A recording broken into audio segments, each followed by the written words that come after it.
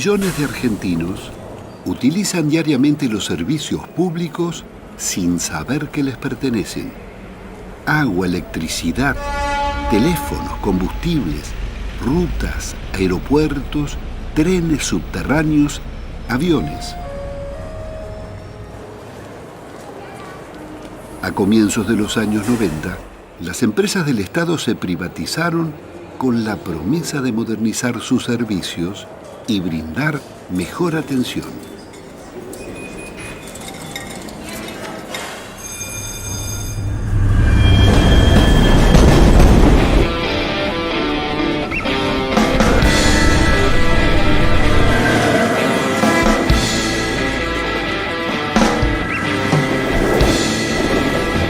La privatización del transporte terminó en un colapso. Los trenes interurbanos que unían las provincias fueron suprimidos. Miles de pueblos quedaron aislados y 1 millón de habitantes emigró hacia las capitales. Hace mal el servicio, como 15 o 20 minutos de demora, es una vergüenza. Veníamos viajados como ganado. Parecemos chancho viajando acá. Sardinas somos acá. Apretado, colgado, pero hay que viajar, no queda otra. Acá no hay seguridad para embarazadas, para personas lisiadas. Tengo miedo de volver ahora, yo no sé si vuelvo.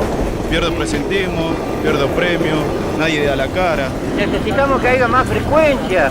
Si no se queda el tren o si no te matan acá, te mata el tren. El Estado no puede ser que esté subsidiando a estas empresas para que viajemos de esta manera. Todos los días, todos los días. Para ganar 3 mangos tenemos que viajar como chancho. Ellos después no te devuelven la plata del abono. Porque todos los días anda mal y el empleador no te lo cree que anda mal. ¿A dónde está la guita, loco? ¿En qué le entiendes?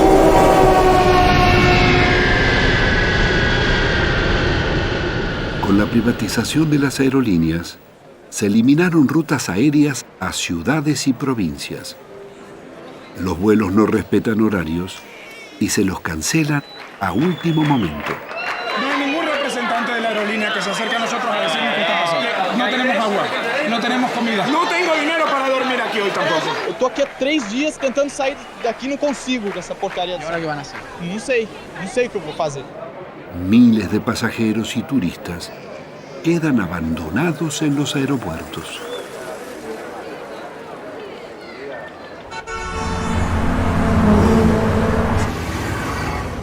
Jamás se vivió en el país una crisis semejante. La carga y el traslado de pasajeros pasó al transporte automotor.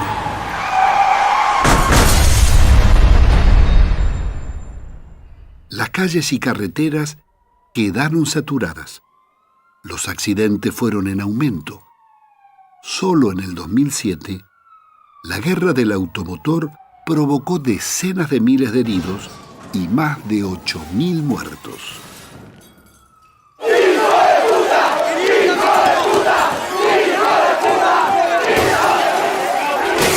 Ante el maltrato y la falta de respuesta de los concesionarios y autoridades a sus quejas, los pasajeros terminaron enfrentando los trenes creyendo que no son suyos.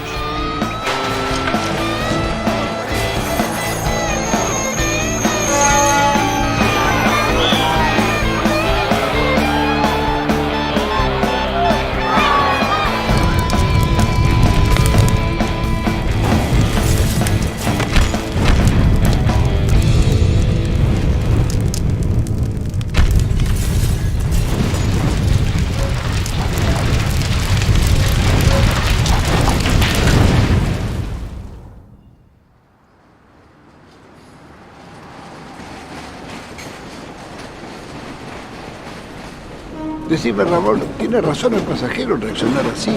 Es toda una discusión con el pasajero de hacerle entender que esto es nuestro, esto es del Estado, es del pueblo, somos dueños. No es de los concesionarios. Los concesionarios se la llevan, nada más.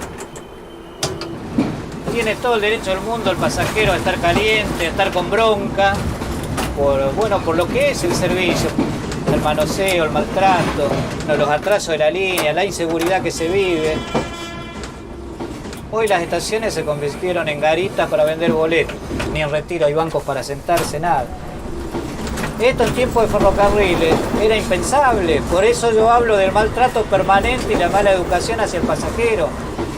Nosotros lo comprendemos porque, bueno, primero que años transportándolo desde la mañana, de las 5 de la mañana, volviendo a su casa a la tarde, donde quiere llegar rápido, donde quiere viajar confortable. Y bueno, todo eso no existe, hoy no existe. No supimos valorar aquello que tuvimos, es algo más profundo que esto que se ha transformado ahora en un mero servicio de transporte como ganado para el pasajero. Esto es un colectivo, básicamente, incluso las normas de seguridad se violan permanentemente.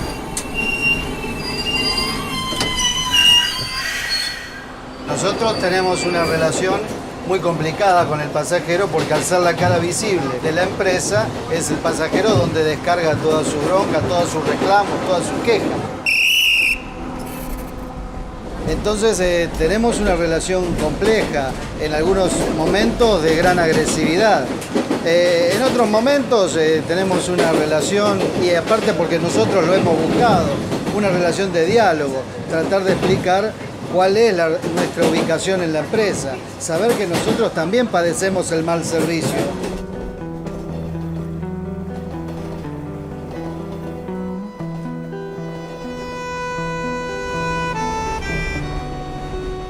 La confusión sobre lo público y lo privado sigue vigente. Los trenes se privatizaron porque daban pérdidas. Pero los servicios públicos están para dar ganancias o para servir a la comunidad.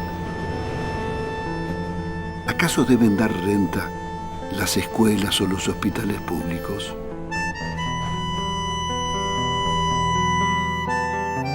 ¿Qué tal, Pino? Vení, pasa. Sí, cómo no. La característica del sistema de transporte actual en la Argentina es de un completo desorden, ¿no? Nosotros le llamamos anarquía del transporte. Y solamente beneficia, en general, a los que venden elementos de transporte, a los que construyen rutas y demás. A nosotros nos robaron todo. Teníamos aerolíneas, teníamos la flota fluvial, teníamos la flota mercante de ultramar, teníamos los ferrocarriles como sistema. Bueno, todo eso fue destruido. La sociedad argentina en conjunto gasta el 27% de su riqueza, o sea, el Producto Bruto Interno, para sostener un sistema de transporte altamente ineficiente. El 27%. Lo normal sería entre el 7 y el 9%. Y la sociedad tiene que entender de que esto nos lleva realmente a un desastre. Boquetón, ¿qué haces? ¿Y qué tenés acá, Elido? ¿Pollo, cerdo? ¿Qué tenés? No, tenía unos cerditos y una vaca con un ternero, bueno, ya no están más. Y ahora unas pocas gallinas hay ahí en el gallinero. ¿Pero te las comiste todos? Me las comieron. Yo vine a La Plata a estudiar en 1958. ¿Ingeniería ferroviaria? No, era ingeniería mecánica. La ferroviaria era una especialidad después. ¿De dónde eras? ¿De Junín? De Junín, yo soy de Junín. Como Eva Perón. Y pues me quedé acá, me enganché acá. Empecé a trabajar acá en La Plata, en ferrocarril, en los talleres ferroviarios de La Plata. Mirá la estupidez que cometí. Como tenía un tren que me llevaba en 35 minutos de Villa Elisa Constitución, dije, si ahora es así, cuando pasen 10, 15 años, este país se va a ir para arriba y entonces voy a llegar más rápido. Me equivoqué. Me equivoqué. Como tantas otras veces. En Argentina se debe a algunos debates de fondo, ¿no? Es el conocimiento del patrimonio público, lo que los argentinos poseemos y qué podríamos hacer con esas cosas que son de nuestra propiedad. Yo fui profesor varios años. Hago una crítica enorme a la universidad, porque la universidad fue cooptada por la mentalidad esta de los negocios y de preparar semiprofesionales, porque a veces no se llega a eso, tecnicaturas como se llama ahora, para seguir el modelo de saqueo que hay en la economía. Entonces el hecho de que se dé o se corra un glaciar, como en Veladero, Pascualama, se corran glaciares, se envenenen las aguas y demás, y que el gobernador de esa provincia haya sido uno de los autores de la ley de minería, esta piratería que hay en la Argentina, silencia a los grandes medios, silencia a las universidades, silencia a los intelectuales, a todos, ¿no? Entonces no hay debate. La mayor derrota que tuvimos no es la económica, es la cultural. Es decir, no hay pensamiento crítico. El pasajero tiene que sentir de que eso que circula, esos trenes, esos coches, esas locomotoras, esos rieles, son de él, son nuestros. Y es la primer conciencia que se debe tomar. ¿Cuáles son los bienes públicos y los privados? ¿A quién le pertenecen? ¿Al gobierno? ¿A las empresas o a los ciudadanos? ¿Y quién mantiene y administra los servicios públicos? ¿Fueron más eficaces y menos corruptos en manos privadas o estatales? ¿Qué derechos tienen los usuarios sobre ellos?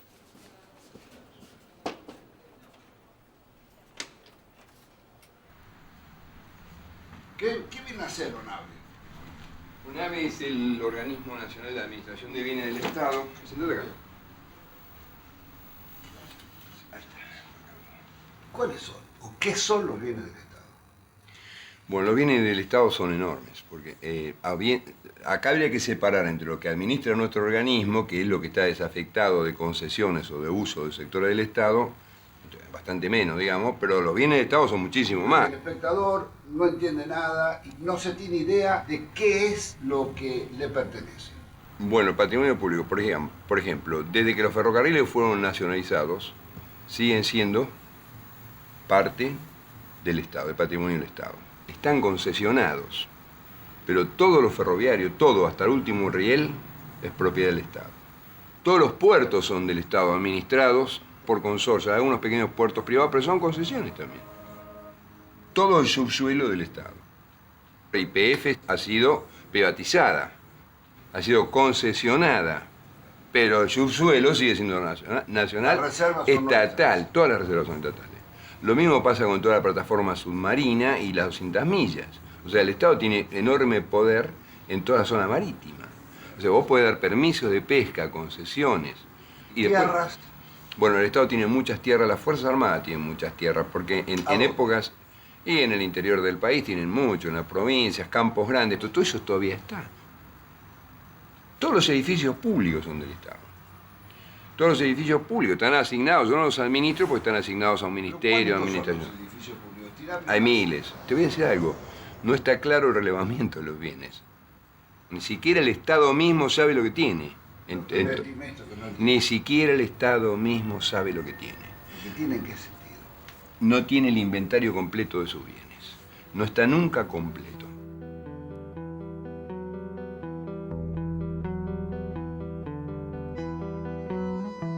El maltratado patrimonio público se conformó con el trabajo y ahorro de generaciones de argentinos. La reducción del Estado y la desinformación fueron las condiciones del despojo. Nadie puede defender lo que no sabe que tiene.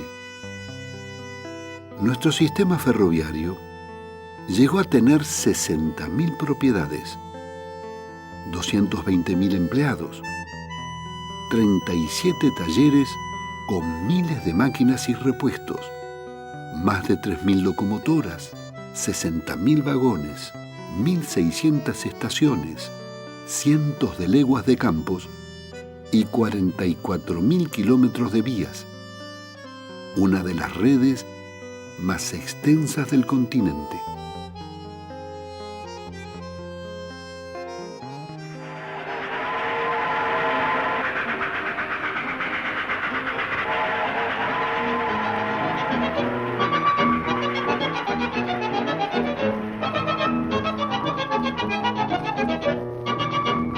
Este es el antiguo ferrocarril del oeste, es el primer ferrocarril nacional, se crea en 1857 y lo toma la provincia de Buenos Aires, lo desarrolla, lo expande y que tiene una organización eficiente y que entra en competencia con los primeros ferrocarriles ingleses que se empiezan a instalar, en donde les demuestran de que se pueden hacer las cosas de forma diferente, pero a pesar de eso la gran presión del gobierno inglés, de los ferrocarriles ingleses, es que se malvende a través del primer cipayo nuestro, que es Juárez Celman. A partir de ahí, los ingleses son monopólicos en el ferrocarril.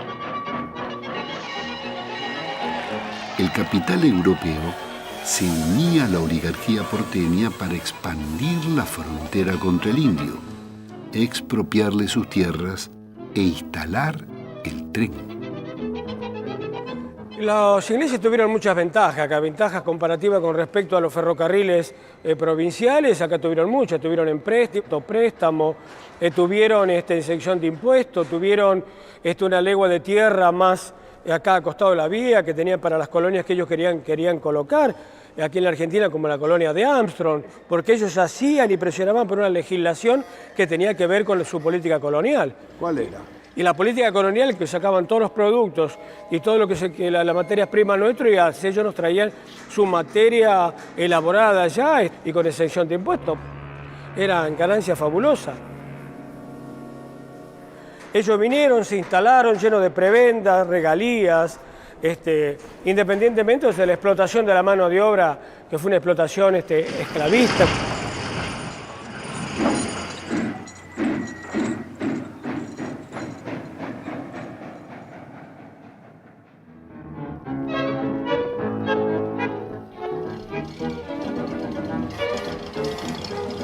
Las compañías inglesas y francesas aportaban su avanzada tecnología y experiencia ferroviaria.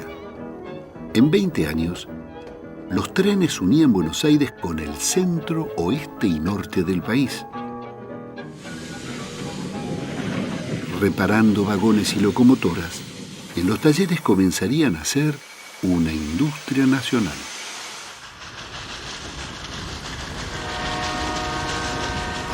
Paralelamente, renacen los trenes del Estado, llamados ferrocarriles de fomento. El ferrocarril de fomento es la gran revolución que se produce en materia ferroviaria, porque significa que es el Estado el que puede promover las regiones a través del ferrocarril con tarifas reducidas, que puede favorecer a los productores, que puede ligar a las regiones entre sí y termina con el mito de que son los ingleses los únicos que promovieron los ferrocarriles en Argentina y que promovieron el progreso. Y eso lo demuestra Scalabrini Ortiz. Scalabrini Ortiz da en el clavo por años y por eso sigue hoy tan vigente. Por esta cuestión, dice, el ferrocarril de fomento es el ferrocarril que demuestra que con la inversión del Estado se logra tarifas reducidas, ligar a las regiones entre sí y se avanza en la economía regional, lo que hoy conocemos como el Belgrano Cargas. Esos ferrocarriles fueron los más largos y los más extensos. Atraviesa 17 provincias, tiene 10.000 kilómetros de vía, lugares a donde, por supuesto, el capital ni se pensaba que podía llegar porque no le daba ninguna ganancia. Allí estaba el ferrocarril de fomento. Es donde el ferrocarril que les llevó agua a los lugares donde no la había. Es decir, es el ferrocarril que ligó a la nación.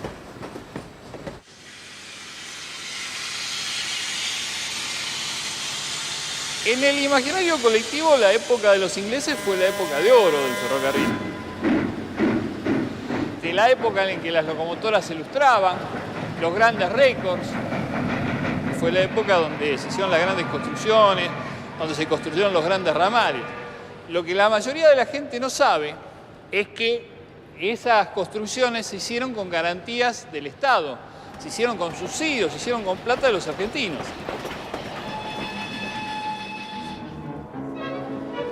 Las grandes obras son, por ejemplo, la estación de Retiro, la estación de La Plata, la estación de Constitución, que se hizo 2 veces. Grandes estaciones, grandes palacios, que muchas veces eran mucho más de lo que necesitábamos en ese momento, que justificaban hacer balances donde se mostraba que perdían plata. Entonces el Estado ponía la diferencia. Todo eso constituye una época donde los argentinos, a través de los ingleses, nos dedicamos a tirar manteca ferroviaria al techo. Eso se mantiene hasta los años 30, cuando sobreviene la crisis del capitalismo, que hace que empiece a decaer el periodo inglés. Con el golpe militar del general Uriburu, llega la década infame. Frente a la corrupción, se alza la prédica del grupo Forja.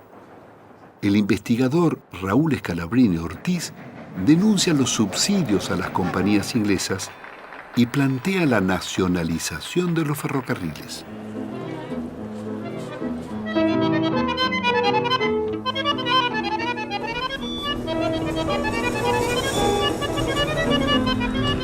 La llegada del gobierno de Juan Perón termina con la Argentina neocolonial. Se nacionalizan los servicios públicos, los depósitos bancarios y el comercio exterior.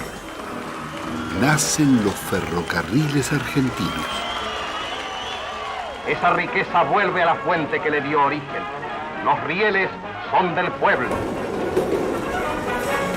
Al finalizar la Segunda Guerra, Gran Bretaña le debía a la Argentina 2.000 millones de pesos. La deuda es canjeada por todos los ferrocarriles. Los ferrocarriles se compraron con una habilidad extraordinaria de Miguel Miranda. Él hizo correr primero la voz de que nosotros compraríamos los ferrocarriles. Los ingleses, que habían terminado la guerra y andaban un poco pobres, se vinieron enseguida a venderlos. Cuando llegaron, Miranda le dijo, no, nosotros no hemos dicho nada, dicho eso es una cosa, bueno, pero si ustedes los vendieran y nosotros los compraríamos, ¿cuál sería el precio? Le dijeron el valor de libros. ¿Y cuánto es el valor de libros? 10.000 millones de pesos argentinos. Miranda lo miró y se rió. Le dice, ¿cómo vamos a pagar 10.000 millones de pesos por fierro viejo? No era fierro viejo. Estaban funcionando cerca de 50 y tantos mil kilómetros de vía con estaciones y en muchas partes una legua a cada lado, que era lo que le habían dado en la concesión inicial. Había pueblos, había 26.000 propiedades de los ferrocarriles. El Dock Sud, el puerto de Buenos Aires, era de los ferrocarriles ingleses. Los ingleses estaban duros, porque para negociar los ingleses son muy hábiles y muy duros. Y un día cometieron un error. Lo vieron a Miguel Miranda y le dijeron, vea, si ustedes nos pagan 6.000 millones por los ferrocarriles, nosotros le depositamos a usted y a Perón en un banco que ustedes nos indiquen 100 millones de dólares. Al día siguiente, claro, estos negocios se hacen así. Al día siguiente Miranda a Diana ya estaba golpeándome la puerta de mi pieza en la residencia y me dijo, vea general, ya está listo este negocio, lo vamos a sacar porque si nos ofrecen una coima para que le paguemos 6.000 millones porque no valen los 6.000 millones. Bueno, siguió discutiendo y un día vino y me dijo, bueno, está cerrado el asunto. Los conseguimos los ferrocarriles por 2.029 millones de pesos. En el contrato de compra-venta, Miguel Miranda le puso que se compraban bienes directos e indirectos de los ferrocarriles. Esos indirectos representaban 26.000 propiedades que tenían los ferrocarriles en el país. Esto no se dieron cuenta los ingleses cuando se hizo el contrato de compra-venta. Por eso Mr. Eddy, cuando se firmó, se desmayó.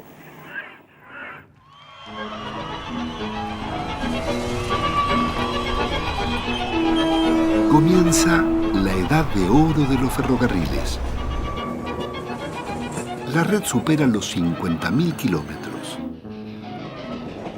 El tramo Buenos Aires-Rosario se cubría en 3 horas 30. Se termina una de las mayores obras de la ingeniería nacional, iniciada por el presidente Hipólito Yrigoyen, el tren de las nubes a 4.300 metros de altura.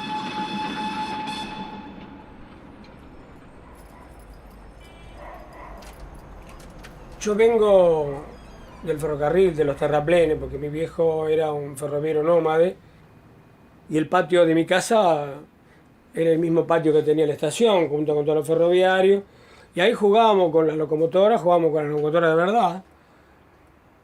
Empiezo a estudiar en la escuela industrial, pero el viejo me saca al año y me manda a la escuela fábrica que había creado Perón, porque necesitaba 1 millón de técnicos para el primer plan quinquenal. Y sin decirme agua, me mande. Yo le pregunto, ¿por qué me sacás de acá? Se había probado. Y me dijo, el general te necesita, y se acabó. Me da la ropa, me da la camisa kaki, me da los zapatos méritos, me da los útiles, me da todo. A partir de ahí empiezo a estudiar y empieza el amor de los materiales. Había que aprender y estudiar el laberinto de los números, porque si nosotros no estudiábamos las matemáticas, jamás íbamos a comprender por qué el metal vuela, por qué el metal flota y por qué el metal se desliza sobre los rieles. El gran mérito del ferrocarril argentino es haber formado las escuelas, que el menemismo fue lo primero que rompió, ¿no es cierto? Tanto la Escuela de Técnicos Ferroviarios como la Escuela de Ingenieros Ferroviarios, ¿no? Entonces nosotros desde nuestro país podíamos generar la mano de obra y la inteligencia para manejar nuestra propia empresa. ¿Qué estás haciendo, Norberto? Estoy trabajando con un protector para una bomba sumergible. Es un equipo que diseñamos nosotros que reemplaza a un equipo comercial que cuesta como 5.000 pesos, con un desarrollo a partir de tecnologías sencillas. La idea con esto es, con tecnología que tenemos disponible, generar soluciones más sencillas, más baratas y que satisfacen nuestro problema. Un poco lo que hacíamos en ferrocarriles.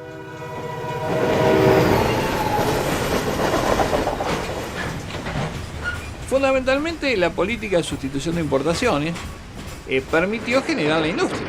Los vagones de madera de esa época los traíamos de Inglaterra, hasta la madera, hasta los tornillos traíamos de Inglaterra. Bueno, empezamos a fabricar tornillos, empezamos a fabricar las tablitas de madera, empezamos a reconstruir los vagones que teníamos de la época de los ingleses y después empezamos a fabricar vagones acá. Después de esos vagones construimos coches, después de los coches hicimos coches con aire acondicionado.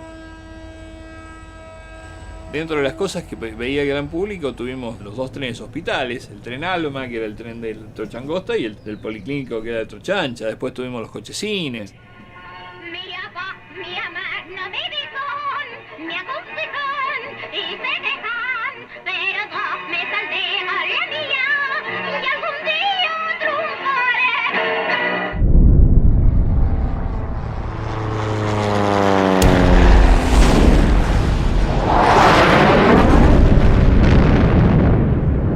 El golpe militar de la llamada Revolución Libertadora viene a destruir el modelo de desarrollo autónomo del peronismo. Pone en ejecución el plan económico de Raúl Prebisch y el país ingresa en el Fondo Monetario Internacional y la Junta Interamericana de Defensa.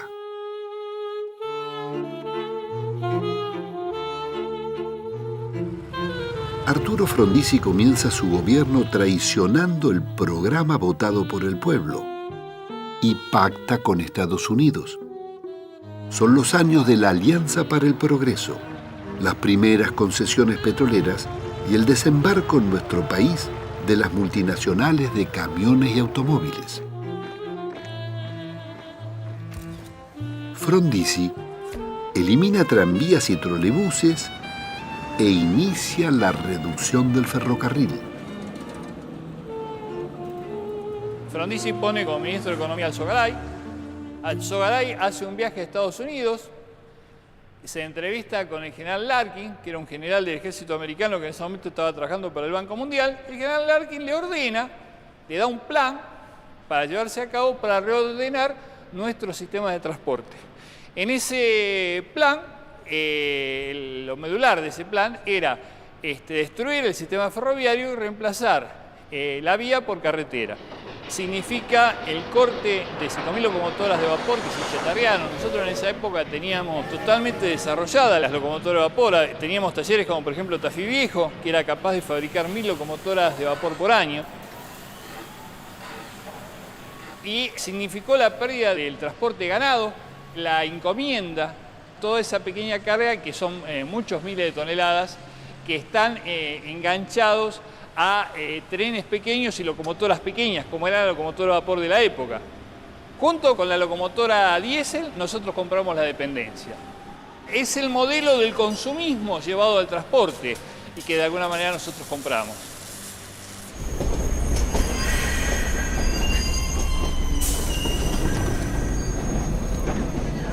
La historia del movimiento obrero ferroviario, ¿qué te puedo decir? Está llena de luchas, de abnegaciones, de resistencia, tenemos mártires, siempre fuimos reprimidos. Aquel que diga que no resistimos resistimos en todas las épocas, en todos los tiempos.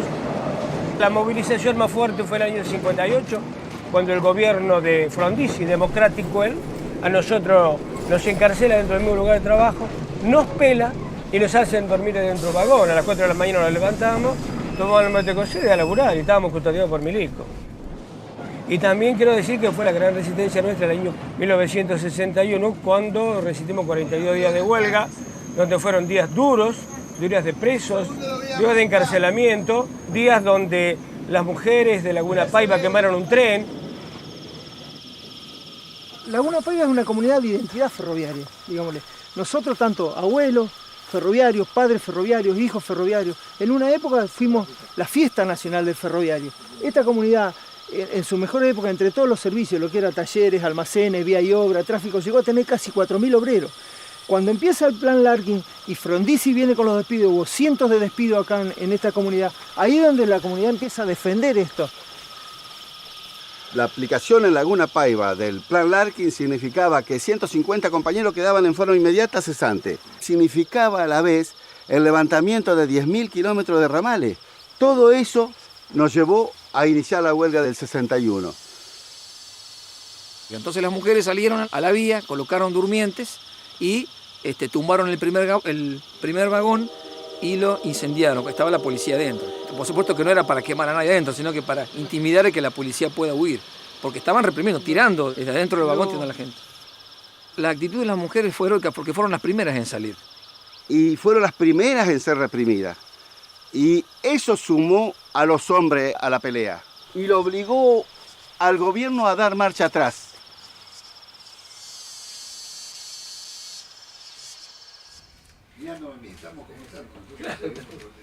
Ah, mira. ¡Ey! Pero qué lujo, querida. Reflejando la historia.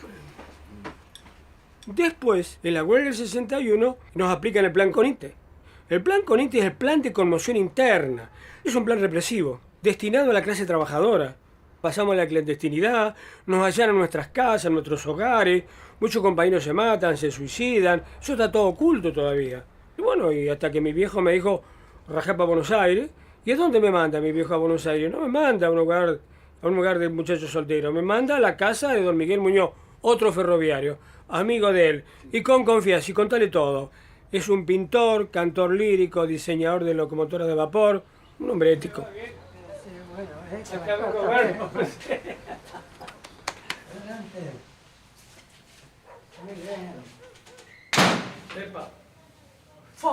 Don Miguel, ¿todavía sigue pintando? Sí, algunas cosas hago, otras no. Esa. Qué bárbaro. El norte. Aquello también es de la Boca. ¿Y este, don Miguel? Este es la inauguración de un horno en Junín, en los talleres de Junín. Ferroviario. De ferroviario, claro. ¿Dónde aprendió a pintar y desde cuándo? Y bueno, desde niño, yo la verdad que siempre me gustó la pintura. Siempre pinté desde chico. ¿Qué edad tiene ahora, Miguel? 92. Voy a cumplir en mayo 93. ¿Y sigue pintando? Y ojalá agarre otra vez la pintura porque cuando no pinto me pone mal. Me pone muy mal. Y este es el plano de la locomotora. Esta es la 3500. Yo participé junto con todos los otros, participé y agregamos los elementos más modernos para... ¿Cuántas se hicieron? Se hicieron 5. Y acá está la locomotora terminada, ¿eh? Esta es la locomotora terminada con todo el equipo, desde el ingeniero Lapadula, también está don Miguel en la foto, todos los trabajadores, los obreros. ¿Y hasta cuándo corrieron? Y esta corrieron, yo me acuerdo que las vi hasta en el año 57-58, corriendo con una gran performance de tonelada remolcada. Vino la Revolución Libertadora y la cortó con un soplete.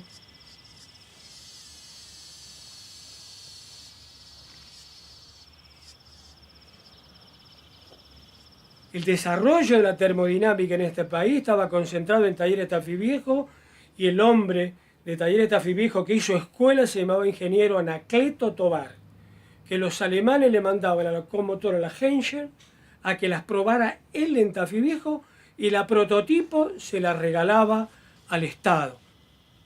Todavía en Tafí Viejo queda arruinada una locomotora Henschel.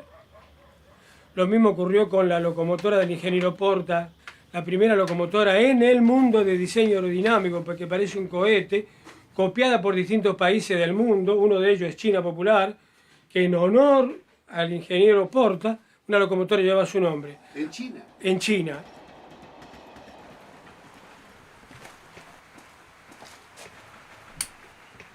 Rosendo, ¿vos conociste al ingeniero Porta? ¿Cómo no? Trabajé 10 años con el ingeniero Porta. Fue uno de mis grandes maestros. Un hombre de una calidad humana excepcional. Un hombre que la dictadura le arrebató una hija. Porta toma la tecnología de la locomotora a vapor a fin de la Segunda Guerra Mundial y la desarrolla hasta lo máximo que llegó la tracción vapor. Construyó 2 locomotoras capaces de ir a 150 km por hora en la trocha angosta, una de las cuales, la que se llamaba Presidente Perón, la cortaron y la otra está arrumbada, hoy está tirada en algunos talleres del Belgrano.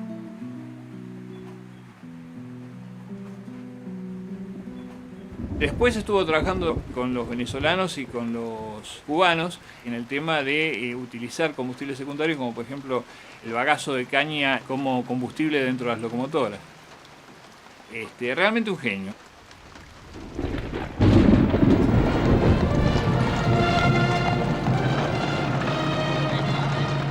El acoso y reducción del ferrocarril, bajo presión de las corporaciones del automotor, se profundiza con las dictaduras militares desde el general Onganía a Videla. La resistencia ferroviaria a la dictadura genocida se hizo sentir en todo el país. La respuesta fueron secuestros y asesinatos. En Tafí Viejo, la represión de los generales Bussi y Vilas fue despiadada. No hicieron más que sembrar el terror de que no te metas. La gente no quería entrar en nada, no quería saber nada. Hablaban de lucha y para ellos no era nada. Si acá nosotros queríamos convocar para tomar los talleres estos, pero la gente no nos respondió. ¿Por qué? Porque tenían miedo. ¿Cuál era el miedo en esa época de Bussi? De que manden el ejército. A nosotros mismos nos siguieron autos de noche. Como así también podía caer la policía, el que sea, y le metía miedo. Y bueno, que la gente no estaba preparada para eso. ¿Por qué? Porque viene desde un momento de gloria en el país, donde había trabajo, había de todo, y de pronto se empieza a atacar a la gente, a desaparecer, la gente tiene miedo de salir a la calle, y por ende no quiere hablar de nada. Acá desaparecieron 16 muchachos, son más posiblemente de los talleres de Tafí Viejo. En el país hubo 30.000 desaparecidos. Y entre esos 30.000 hay un hermano mío que fue dirigente de base de estos talleres. Y ahora uno entiende por qué era necesario que desaparezca esa gente. Tenían que desaparecer para que se facilite esta entrega, ¿no es cierto? Si hubiese estado esa dirigencia, esos jóvenes mozos, esos jóvenes llenos de sueño,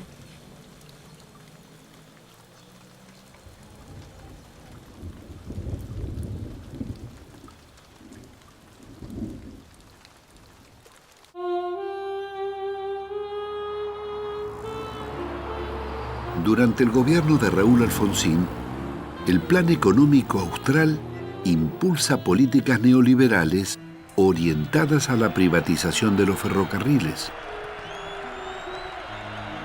El que empieza a fondo con las privatizaciones es Terraño, que es el que quiere imponer este descuartizamiento de la empresa en 4 grandes sectores.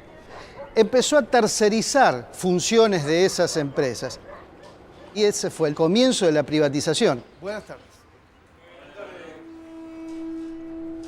Es decir, que el Estado era un mal administrador, que entonces había que dárselo a los que eran buenos administradores, que eran los privados. el mismo discurso de la dictadura sigue durante todos estos años. Hasta hoy. Hasta hoy. Y este es el fenómeno que nosotros tenemos que decir una y otra vez. Las privatizaciones fueron, son y seguirán siendo un robo. Gobierne quien gobierne.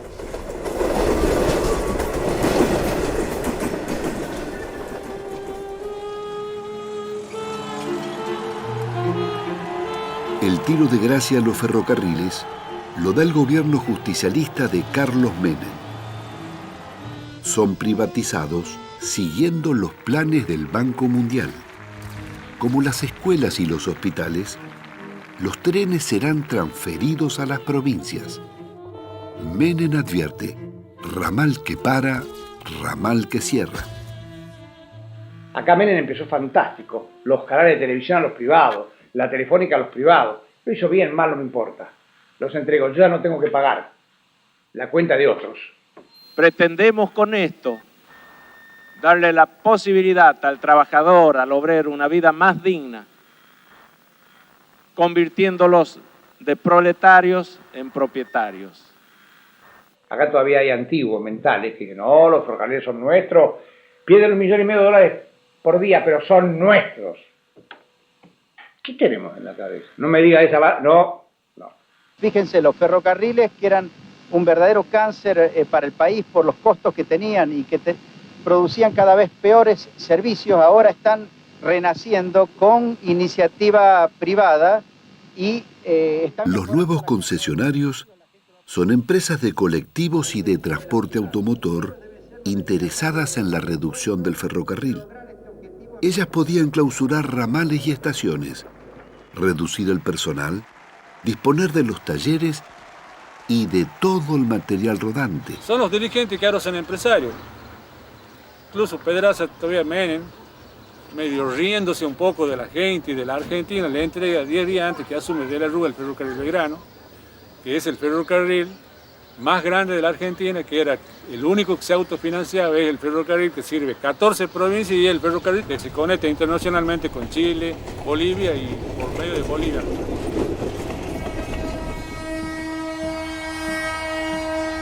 El ferrocarril Belgrano Cargas se entregó al sindicato Unión Ferroviaria, dirigido por José Pedraza.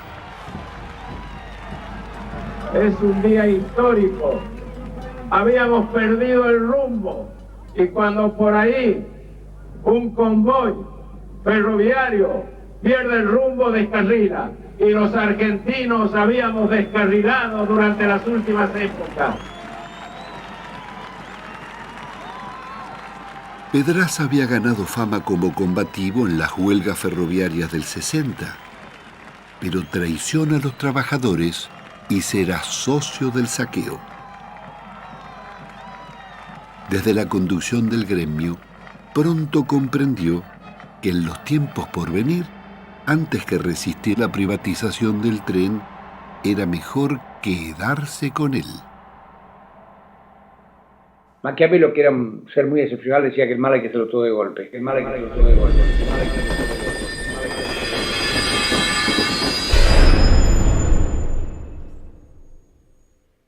Y el mal se hizo todo de golpe. Los ferrocarriles se redujeron en un 80%. Era un ataque a la unidad de la nación.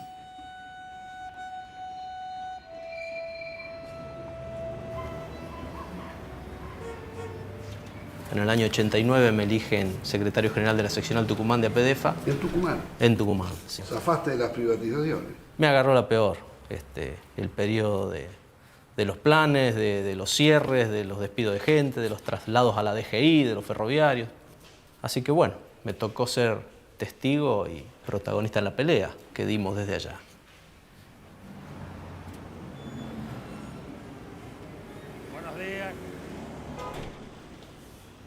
Cuando llegaron las privatizaciones, te ofrecieron la presidencia de Ferrocarriles.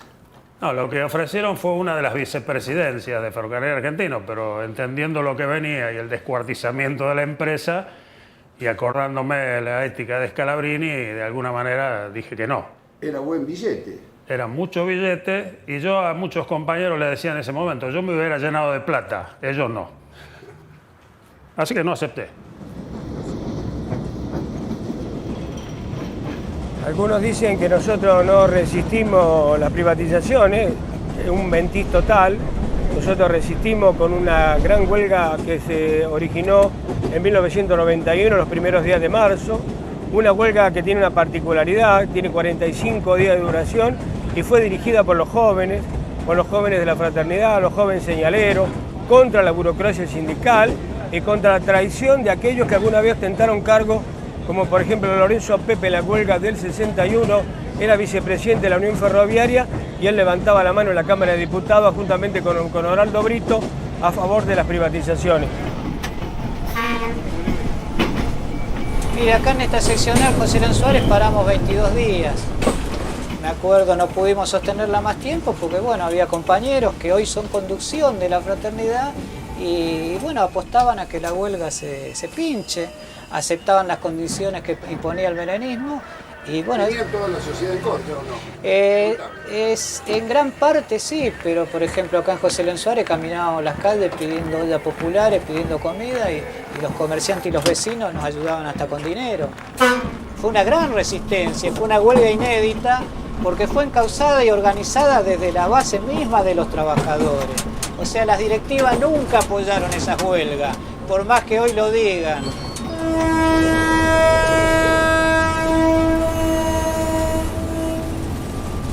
Acá siempre se resistió, todos los compañeros. La última huelga grande fue la de los 45 días y entre esas estaban también los trenes de la Resistencia. Y acompañábamos trenes de pasajeros explicándole a toda la gente qué es lo que iba a pasar y que después sucedió. Y la última fue cuando nos sacan los trenes de pasajeros de larga distancia. Eso fue en el noviembre del 92. Ahí fue cuando un grupo de compañeros de la Unión Ferroviaria y de la Fraternidad hicimos correr un tren que era el Cuyano, o sea, que ya lo habían sacado por decreto. Y llevamos aproximadamente unas 200, 300 personas hasta Mendoza, sí, en esas condiciones. Demostramos que el tren podía correr. La anécdota es que se puede, cuando uno se resiste y se une con la gente, se puede llegar a pulsearle a estos tipos. Sí, se puede.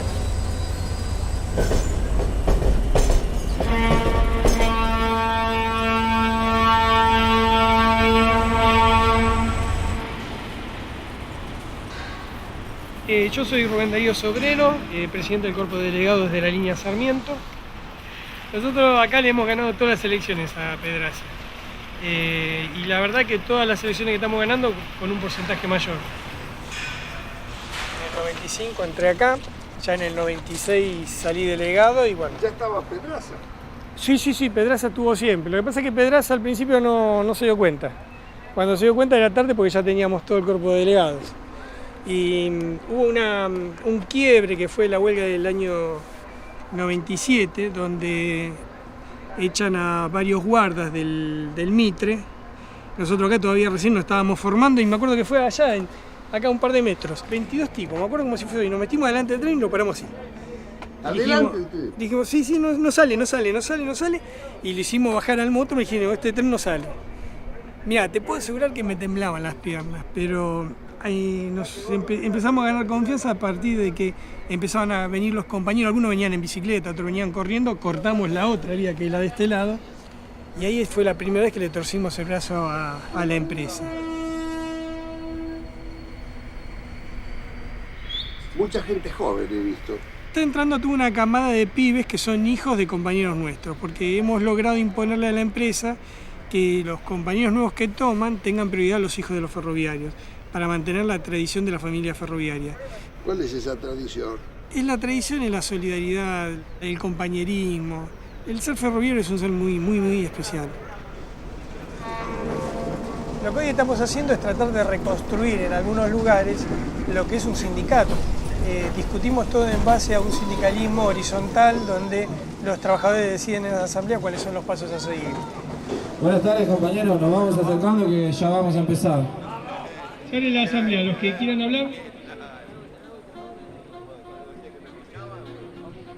Bueno, compañeros, creo que toda la asamblea que hemos tenido Sabíamos perfectamente. Acá no es solamente el paro, acá vamos por la identidad perdida de todos nuestros compañeros ferroviarios. La conciliación obligatoria se la van a tener que guardar en el bolsillo. Acá traemos la moción.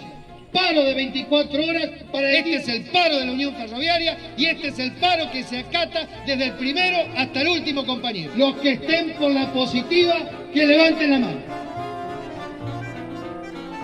Por la negativa.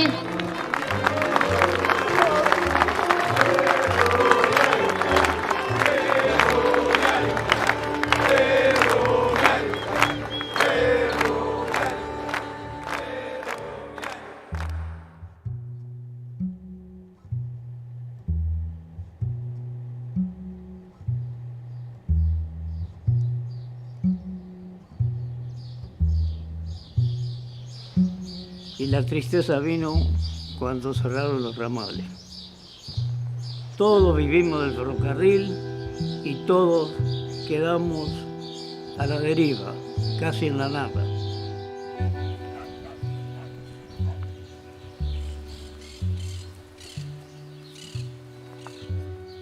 ¿Cómo está Patricio, linda? Patricio está muerto, totalmente muerto. Este pueblo nació y vivió con el ferrocarril. Y murió también.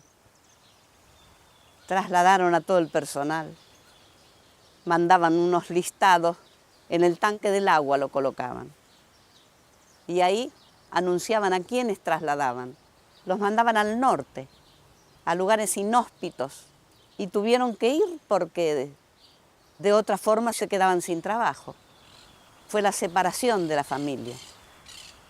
Así que quedaban las casas acá, como están ahora, totalmente abandonadas, venidas abajo. Éramos 6.000 habitantes y ahora apenas llegamos a los 600. Y acá tengo unas fotos de todos los compañeros que trabajaban acá, ferroviarios. Es lo que nos ha quedado. Los recuerdos simplemente, los recuerdos. Las épocas felices del ferrocarril.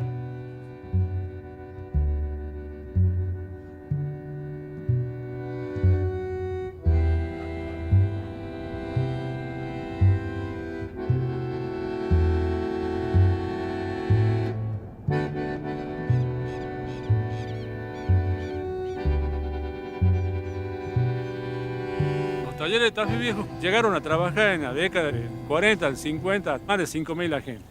Una playa que albergaba cerca de 800 vagones en espera de reparaciones. En todos los países serios, el ferrocarril es el principal modo de transporte terrestre. Y a nosotros acá nos han hecho creer que sacando los trenes íbamos a solucionar el problema del país. Esa es la gran mentira. Me duele la indiferencia de la gente, pero más que todo de los esclarecidos, muchos sabiendo de esto, no dicen nada.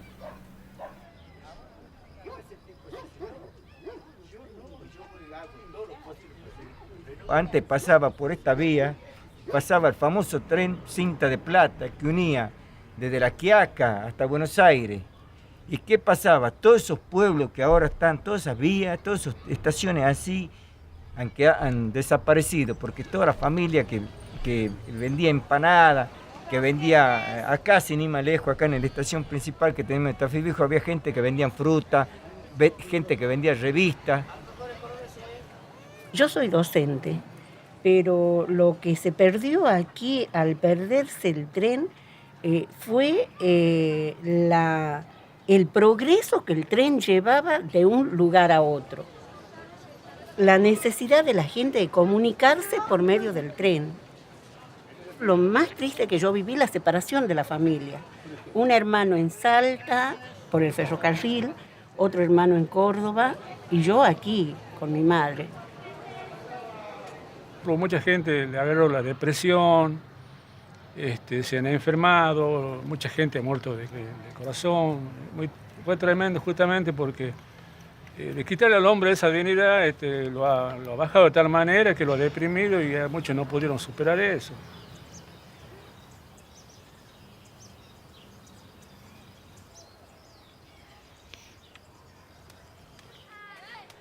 nos queda la ilusión de la escuela técnica, de ver de chicos de 14 años ya a la par de un oficial trabajando con el herrero, el sopletero, el calderero, el fundidor, el carpintero, el hojalatero.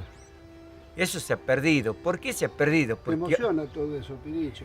Claro que sí. ¿Por qué? Y justamente porque ahora no se lo ve. Y bueno, ya lo único que nos queda, los recuerdos.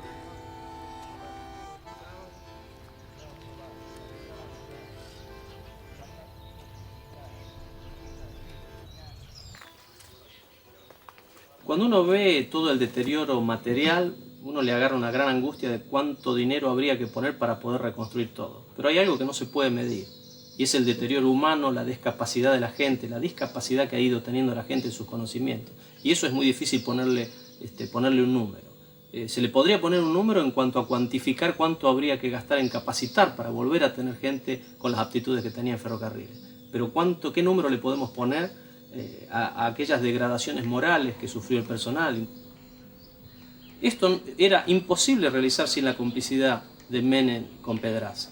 Necesitaban el apoyo del principal gremio ferroviario, que confundía a sus afiliados, que les decía de que esto era algo que era imparable, que los fomentaba la creación de cooperativas con la promesa de que iban a seguir trabajando, que cobren sus indemnizaciones y se vayan. La realidad es que estas cooperativas tenían un periodo de vida y se fueron muriendo.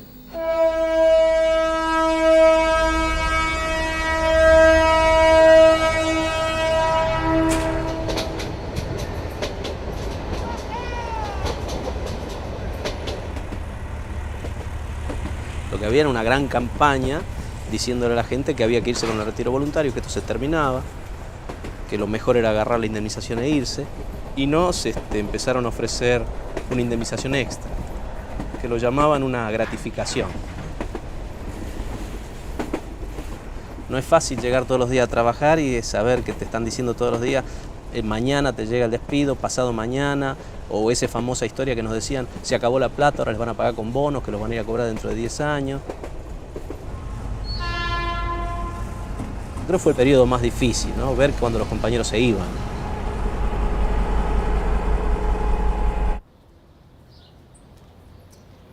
Ver gente despedida que seguía cuidando los bienes de los lugares donde vivía, por más de que ya había sido despedido, hay muchas. Me cuentan una historia en el ramal a Bariloche, de llegar a la estación y encontrar una estación en muy buen estado, bien cuidada, y aparecer el jefe de estación vestido con la gorra, bien prolijo, los pisos de madera como se usan en esos lugares, lustrosos, y bueno, y preguntarle, ay, ¿cómo usted quedó acá? No, yo fui despedido hace 2 años, pero yo sigo cuidando, la limpio, la protejo, toco la campana de vez en cuando, o sea, sentirse compenetrado con el lugar y seguirle cuidando a pesar de haber estado despedido. Y la instrucción de la empresa ir y pedirle a los que habían sido despedidos que devuelvan sus herramientas. Esta experiencia me tocó vivirla en la estación de la banda. Llegamos ahí, cuando llegamos el personal en fila, con sus llaves, abriendo los cofres, vaciando los cofres, sacando su mate, su cosa, sacando un papelito donde estaba el inventario de lo que le habían dado y devolviendo todo. Parecía un ejército derrotado, rindiéndose y entregando las cosas.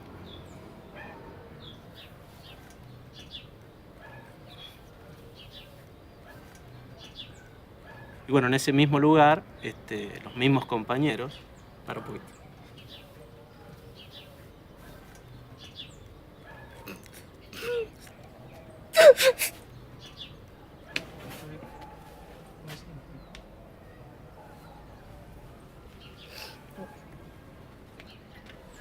Perdón, la verdad.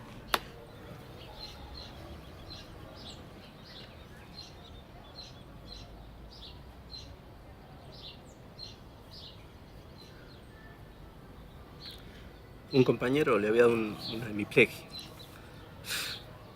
y pidió devolver las cosas. Medio cuerpo, sin poder caminar.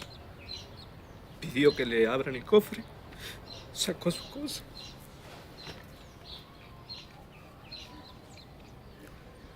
Yo le decía, no devuelva un carajo, si te echaron a la mierda. Y él quería devolver tester, pins.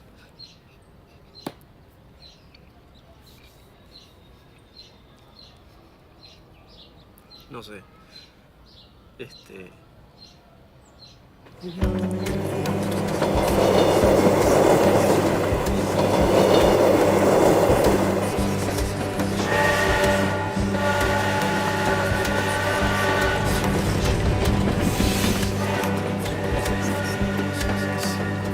El viento me confió cosas que siempre llevo conmigo, me dijo. Con el último tren, cerraron 800 estaciones convirtiendo a sus pueblos en fantasmas. 400.000 familias, más de 1 millón de personas fueron condenadas a emigrar. Iba cargado de culpa y seguía confesando en su lomo de distancia, no cabalgaba en un pájaro. Era un fantasma ese viento, un alma en pena penando, y en ese telar de angustias tejió sus babas el diablo.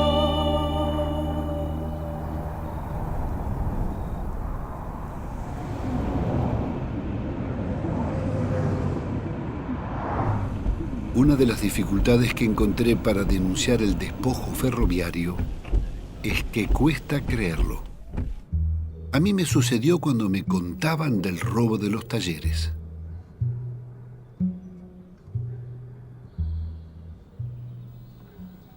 Estamos en uno de los 5 talleres en el mundo más modernos para procesar rieles, cambios y cruces y máquinas auxiliares de vía. Los argentinos acá invertimos $250 millones. Por acá el que se apiadó y le puso una chapa arriba a este torno para que la caída de las palomas no lo afecte, ¿no? Pero el óxido de las bancadas indica el desprecio de los funcionarios públicos responsables de esto. El óxido de todas las bancadas. Toda la merda de paloma que hay acá es un poco la metáfora de lo que nos ha pasado. Nos han cagado, acá está bien clarito. Esto es un robo directamente a la sociedad argentina, esto es así. Esto tiene que tener mantenimiento, venir a apretar el botoncito y empezar a funcionar. Esta es una máquina muy cara y está en este estado. Como esto fue un proceso de saqueo con una fuerza de invasión no disfrazada a lo militar como en la invasión clásica, sino de otra manera, bueno, este es el resultado del abandono. Los trabajadores en determinados días no pudieron entrar más y dejaron muchas de las cosas que estaban haciendo en el estado original.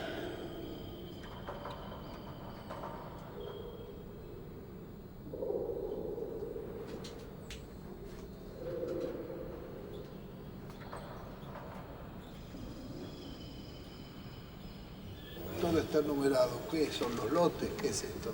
Claro, esta es la marca del diablo, como dirían los místicos, ¿no? La marca de la bestia. Con este número, sucesivamente, se fue liquidando el patrimonio de Ferrocarriles Argentinos. Este número indica el número de lote con que sale a remate. Y el último número de ese código identificaba el estado del material. Vos comprenderás que si yo el último número me indica que el material es nuevo, por ejemplo con el número 0, y yo le ponía un 9 en vez de un 0, lo transformaba en chatarra automáticamente. Por ejemplo, se vendieron alrededor de 1 millón de durmientes a valores que van entre 80 centavos y $1.20, cuando el valor del durmiente estaba en el orden de $16, $17 cada uno. Estas máquinas en promedio le costaron a nosotros, a la sociedad, al Estado, $1,5 millones cada uno, y acá hay varias. Pero que las máquinas se cortaban y se vendían. Todas. Bueno, algunas se cortaban, otras hacían como que se cortaban una parte sin importancia y se llamaban la máquina completa. O sea, ahí estaba el negocio. Se han vendido, qué sé yo, máquinas tornos, buenos tornos a 100 pesos. Vagones a 200 pesos, a 800 vagones. Y coches de pasajeros completos a 1.000 pesos.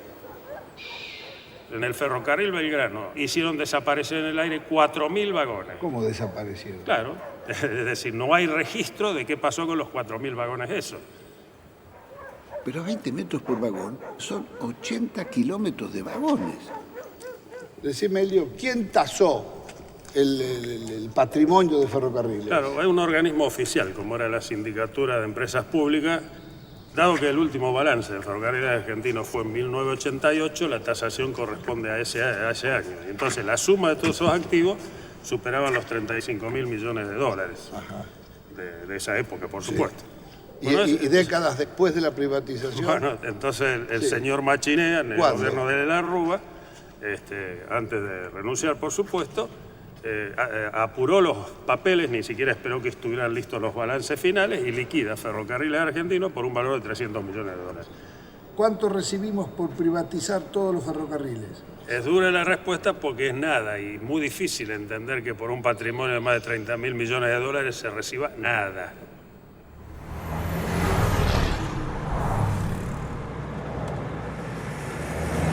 Soy Jorge Rubén Contestí y me dediqué a estudiar básicamente el tema ferroviario. ¿Cuántos años pasaste en el ferrocarril? 30, 35 años fácil. Fíjate, mirá vos si sería importante esto para que semejante instalación se haga para recibir y despachar los pasajeros que venían de todo el norte.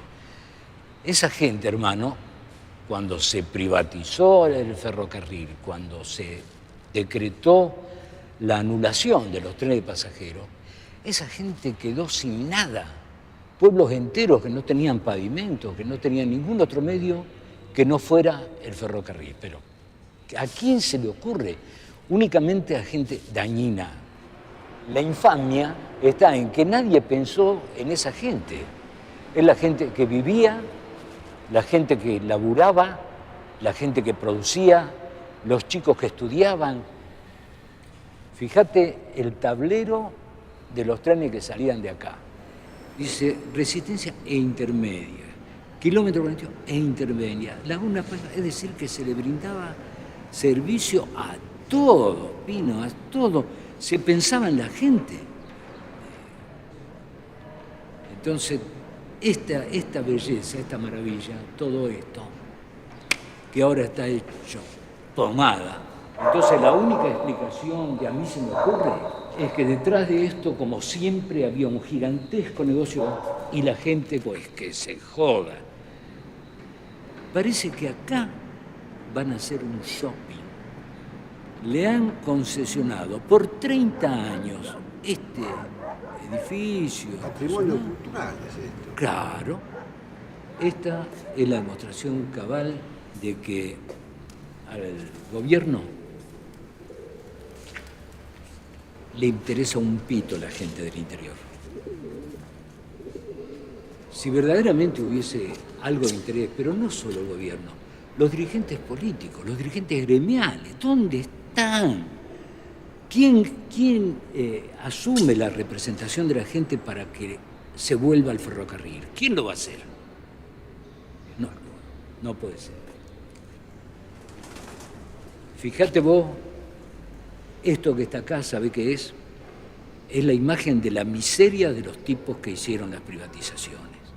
Se necesita ser un miserable como ser humano para dejar reducido semejante obra como era esta, con un servicio como el que prestaba esto, dejarlo reducido a esta condición de tapera maloliente, sucia, derruida.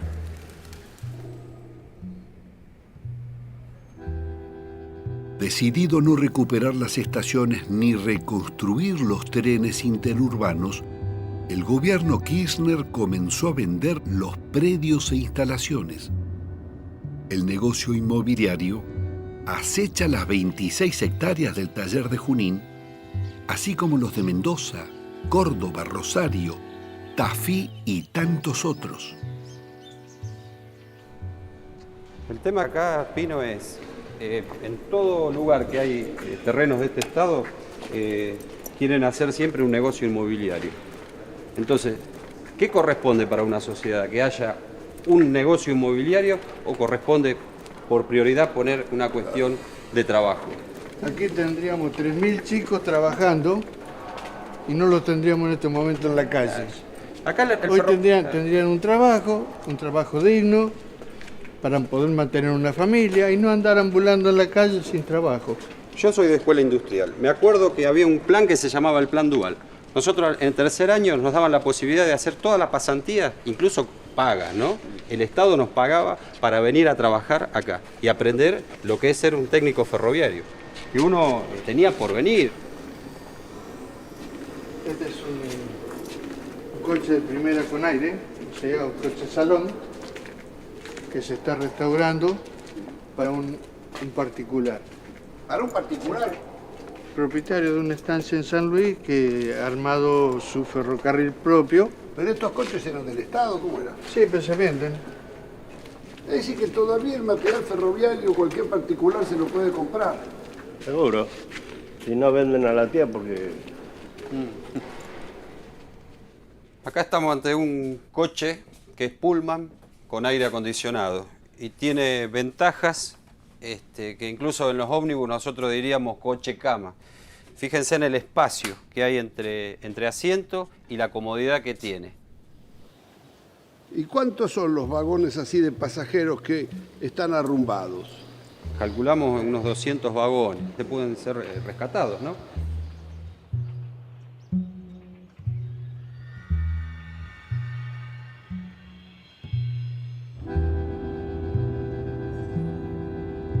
En el taller de Alta Córdoba, concesionado a la Unión Ferroviaria de José Pedraza, ni con autorización de la ONAVE nos dejaron entrar. Descubrimos decenas de locomotoras diésel arrumbadas.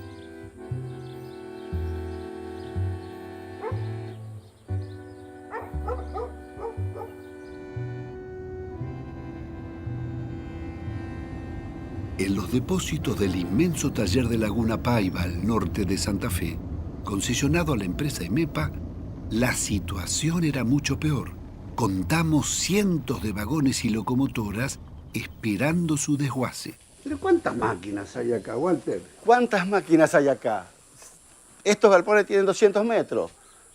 A 10 metros por máquina se puede sacar la cuenta que fácilmente acá tenemos cerca de 50 máquinas. Y si contamos que tenemos galpones todo alrededor donde está también lleno de locomotoras en desuso, podemos sacar la cuenta de que esto es un gigantesco depósito de chatarra ferroviaria. Todo este material está acá, como decía el compañero, para ser chatarreado, para ser enviado a las acerías, donde por lo general nosotros consideramos que es un robo, porque se lleva como material de chatarra y muchas veces material estratégico. Cuando nosotros en esa época denunciábamos todas esas cosas, éramos amenazados, como y muchos compañeros que eran serenos, que nos pasaban los datos, que nos decían, mira, entró un vagón de palanquilla de talleres nuevo y hoy se lo llevaron como chatarra. Esos serenos eran castigados, eran perseguidos. Son cientos y cientos de camiones que salían con chatarra, pero en el interior se encontraron que había todo acero que podía ser utilizado. Todo este acero, este material es del pueblo argentino. Esto es millones y millones de pesos y miles de horas hombres acumuladas, tiradas a la basura. Todo este saqueo que se cometió, que vos has mostrado, no hubiese sido posible sin la complicidad del sindicalismo, de la Unión Ferroviaria, del Partido Justicialista y de las autoridades locales de ese momento, que cometieron un verdadero ferrocidio.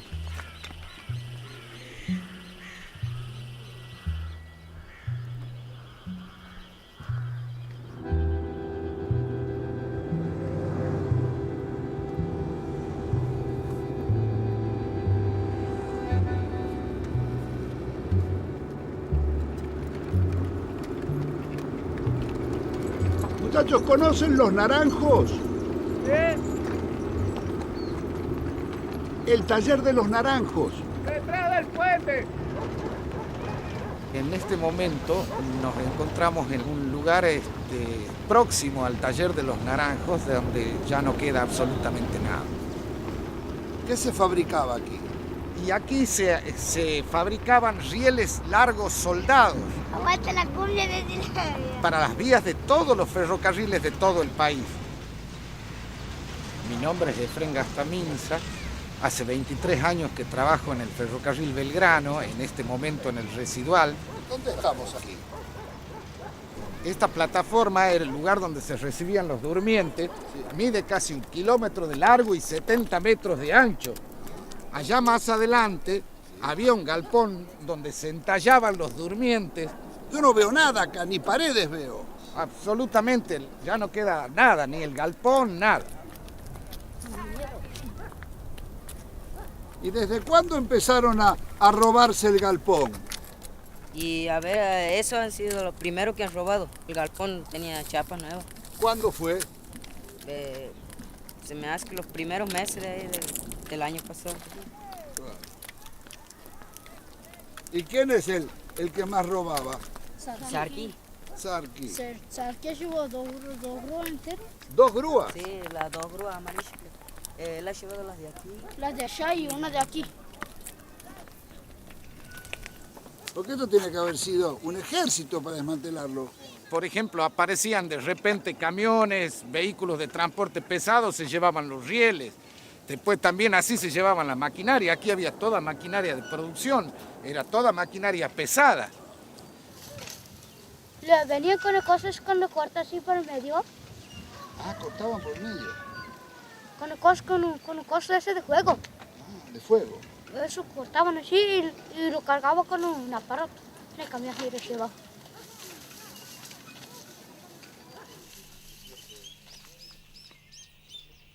Y yo he visto ahora, porque nosotros hemos salido a la calle y levantamos un par de camiones, a dónde iban, a Altos Hornos que están en Jujuy, a vender material que no los estaban robando ahora, sino que estaba robado, puesto en otro lugar y lo estaban trasladando. Ahí lo pescamos. Nosotros recuperamos miles de toneladas de robo en Córdoba. Caímos en una serie con una investigación del equipo nuestro y había en el cálculo inicial unas 20 y pico de mil toneladas, 20 y pico mil toneladas de hierro. 20.000 toneladas. 20 millones de kilos. ¿Y de dónde venía eso? De robos de los naranjos probablemente y varios lugares así, que estaban en esa serie cordobesa, habían sido trasladados. Se necesitan muchos camiones para llevar eso, ¿eh? Centenares y centenares de camiones han ido caminando eso. Veníamos detectando un robo chico y terminamos ahí. Entonces, lo pusimos ahí en el Juzgado 3 Federal de Córdoba. Gente seria. Bueno, la dejaron, le dijimos, dennos el depósito a nosotros. No, porque hay que establecer qué es lo robado y qué es lo que no, a ver qué puede justificar. Hay 8.000 toneladas en este momento. Desaparecieron 15.000 toneladas. ¿Está claro?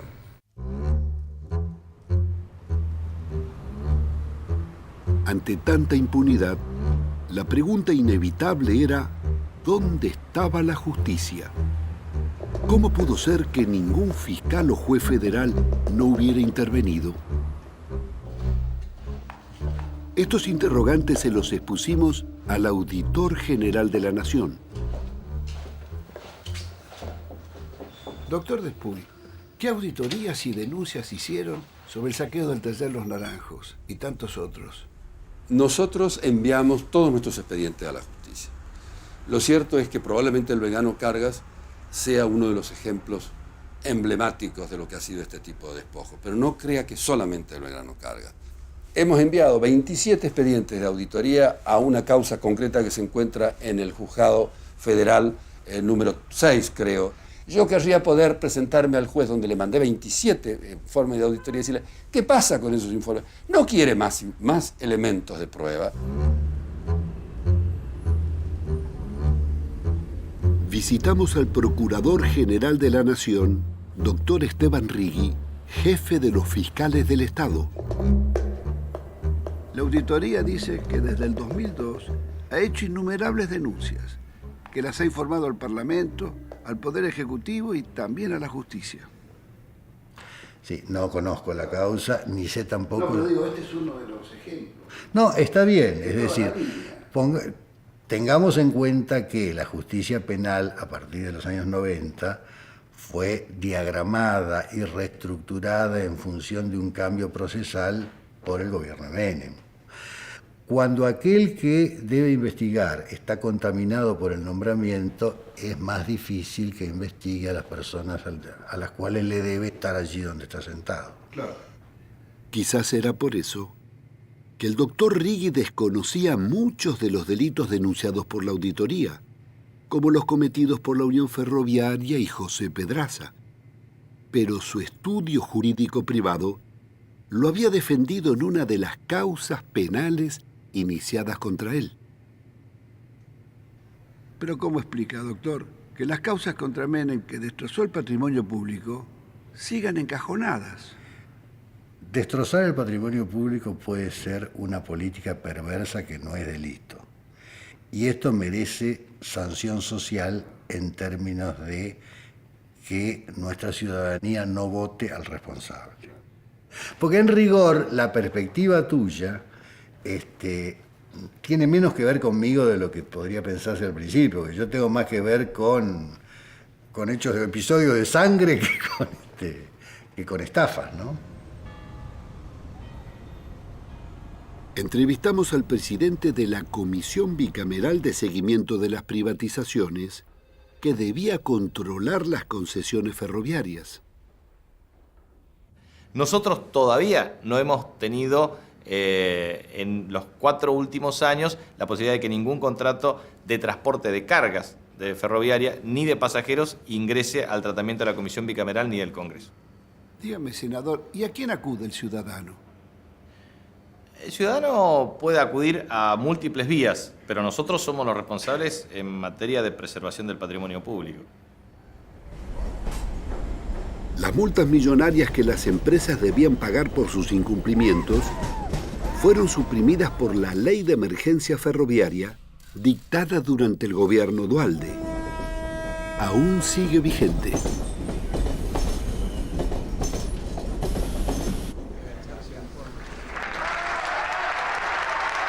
El gobierno de Néstor Kirchner, en lugar de recuperar las empresas privatizadas y los ferrocarriles, les otorgó más beneficios impositivos. Estos ferrocarriles que fueron destruidos conscientemente para destruir la estructuración nacional, entre todos los argentinos los vamos a poner en marcha. La promesa de reactivar Tafí Viejo y los talleres del Estado jamás se concretó. Las multinacionales, petroleras, mineras, bancos y corporaciones nunca recibieron tantos subsidios del gobierno. El modelo kirchnerista es el de la patria subsidiada.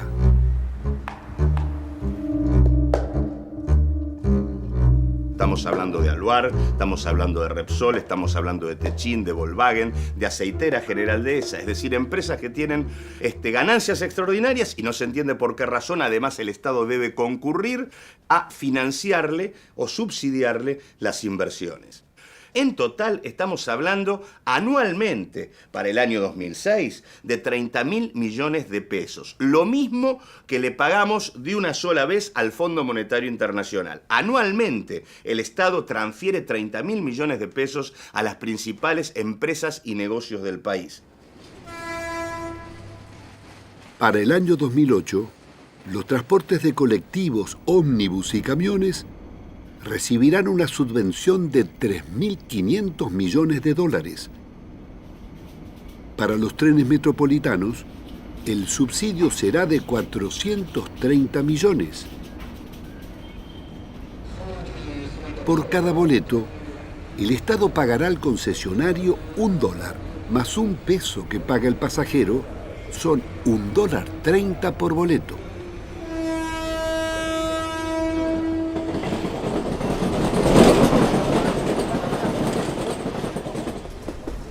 Triángulo. Evidentemente hay un triángulo que es sindicato, Secretaría de Transporte y empresas concesionarias.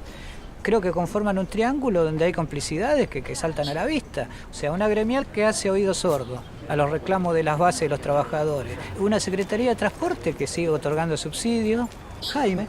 Y una empresa como TVA, digo TVA porque es la que trabajamos, que si se revisa la historia de TVA, de tener 2 líneas de colectivo, hoy tienen un imperio económico y manejan el monopolio del transporte automotor. Los sindicatos porque directamente no se oponen a esta política, porque hoy si los sindicatos paráramos como corresponde, lo que ya se tendría que estar pidiendo es que estas concesionarias se vayan. Vale aclarar que es la misma gremial que estuvo en los años 90 y 91 apoyando el proceso privatizador. Hoy siguen siendo los mismos. ¿Quiénes son?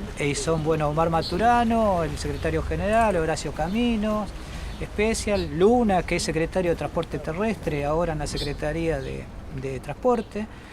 Acá no nos olvidemos que la empresa dejó en manos de los sindicatos quién quedaba trabajando y quién se iba.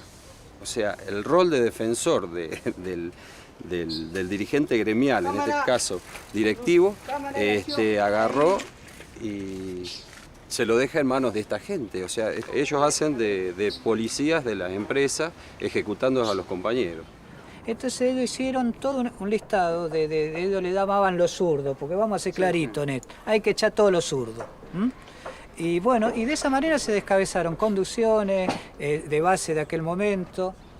No, pibe, no, que hay 600 bolas y te quedás calcinado, no pasen más por ahí, no hagan más eso, chicos.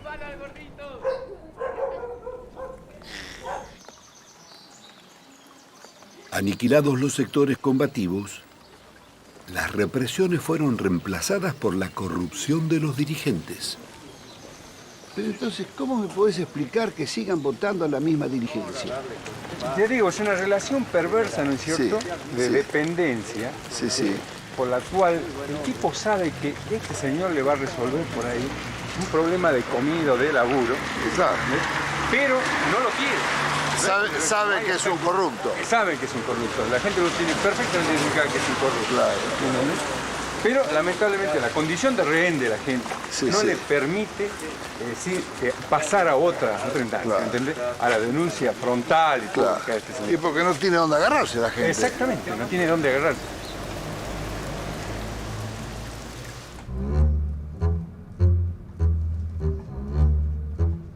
Desde el gobierno de Menem hasta el de Kirchner, continúan los mismos concesionarios y dirigentes sindicales y la misma caja negra que distribuye los subsidios.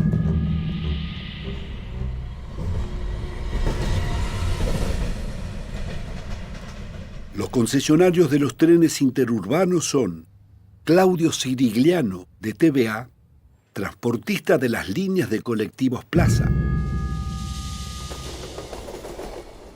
Gabriel Romero y su empresa EMEPA. Desde el Pacto de Olivos tiene el monopolio de la concesión de la hidrovía del Río de la Plata y el Paraná. Tomó Ferrovías y es el socio local del Tren Bala. Benito Rollo, con Metrovías, se quedó con los subterráneos de Buenos Aires. Roberto Urquía, de Aceitera General Dehesa, obtuvo el ex ferrocarril Mitre y las líneas de carga de la región sojera. Sergio Taselli, hasta el 2006, mantenía la concesión de los ex ferrocarriles San Martín y Roca. ¿Quién era Taselli? Taselli, a decir de los americanos, es lo que se denominaba un vikingo financiero, un señor que se dedicaba a comprar empresas, endeudarlas y quebrarlas. Unas 28 empresas en la provincia de Buenos Aires, entre las que se destacan Parmalat, el ferrocarril Roca, la minera de Río Turbio, entre otras, fueron empresas que fueron compradas por este grupo y vaciadas. ¿Altos Hornos Zapla también? Altos Hornos Zapla todavía está en manos de Taselli. Miles de toneladas de locomotoras que fueron cortadas, vagones y chatarra ferroviaria fueron a parar a Altos Hornos Zapla. En el año 2006, también bajo la gestión de Kirchner, Taselli entrega la concesión del San Martín, pero antes de eso chatarrea absolutamente toda la línea. El taller de coche de Retiro lo desarma, se lleva hasta el parabólico. ¿Y la Secretaría de Transporte? No, la Secretaría de Transporte fue cómplice. Yo siempre digo que la Secretaría de Transporte del gobierno actual ha profundizado lo peor de la época del menemismo. Por ejemplo, la Secretaría de Transporte se niegan sistemáticamente a hacer los inventarios, o sea, comparar lo que tienen ahora con lo que el Estado le entregó. Y esos inventarios lo hacen los mismos concesionarios y son aprobados por la Secretaría de Transporte. Lo que viene actuando este gobierno es reforzar los subsidios, pagar más plata por inversiones que debían realizar los concesionarios y que no hicieron, Y en el caso particular de los ferrocarriles de carga, no exigir que se hagan los 500 millones de dólares que dejaron de invertir. Lo que figura como inversiones son cuestiones de mantenimiento normal y el gobierno les ha perdonado en la renegociación toda esa falta de inversión. ¿Hay reactivación en la industria ferroviaria? No, de ninguna manera hay reactivación porque se ha optado por importar material, vehículos de 40 años de funcionamiento, por ejemplo de Portugal. Se acaba de hacer una operación para importar unas pequeñas locomotoras y coches de pasajeros en 30 millones de dólares. ¿Qué tal son estas máquinas? Bueno, estas son las portuguesas. Vinieron de Portugal en febrero del año pasado. Hasta ahora están andando. Lo que pasa es que, bueno, vinieron reparadas, pero acá en Argentina no hay repuestos como para hacerlas andar. Entonces nosotros lo que hacemos es armar alguna otra que ya quedó como repuesto y para seguir andando las otras. ¿Quién las compró? La Secretaría de Transportes, claro. Y bueno, cada empresa agarró un lote de máquinas y se tuvo a hacer cargo. Los ferrocarriles cargueros fueron entregados a las corporaciones Techín, Urquía, Loma Negra, Camargo Correa, Macri, que asociado a José Pedraza, Rollo, el camionero Moyano y capitales chinos, obtuvo de Néstor Kirchner la concesión del Belgrano Cargas. Los estratégicos trenes que unen Buenos Aires con la Mesopotamia y con Mendoza fueron cedidos al grupo brasilero ALL. En el ramal importante que abarca Rosario-Puerto Belgrano, el nivel de cumplimiento fue del 1,67%. ¿De cumplimiento de qué? Cumplimiento de las obligaciones en inversión que tenía que cumplir la empresa. El 1,67%. Tenía que incorporar 44 locomotoras. El incumplimiento fue total. ¿Cuál es la conclusión? Y la conclusión es un poco, se está fomentando una cultura del incumplimiento, porque si a quien incumple se lo subsidia, de esa manera, ¿para qué va a cumplir? Corre el riesgo de perder el subsidio. Los concesionarios están liberados de todo riesgo. El gobierno paga hasta el último salario y todas las roturas y reposiciones de material. Por cuenta del Estado, reparan locomotoras, vías, obras y estaciones. Lo que vale un peso se factura varias veces más.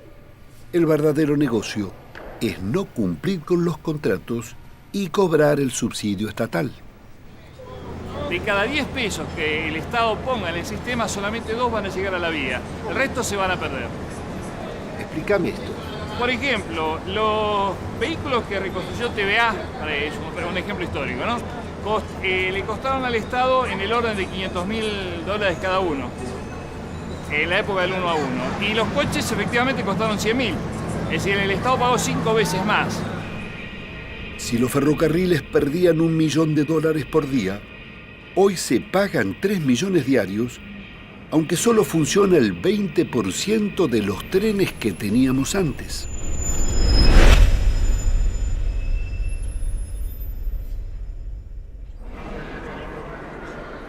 El maltrato y el desamparo del pasajero se hizo norma.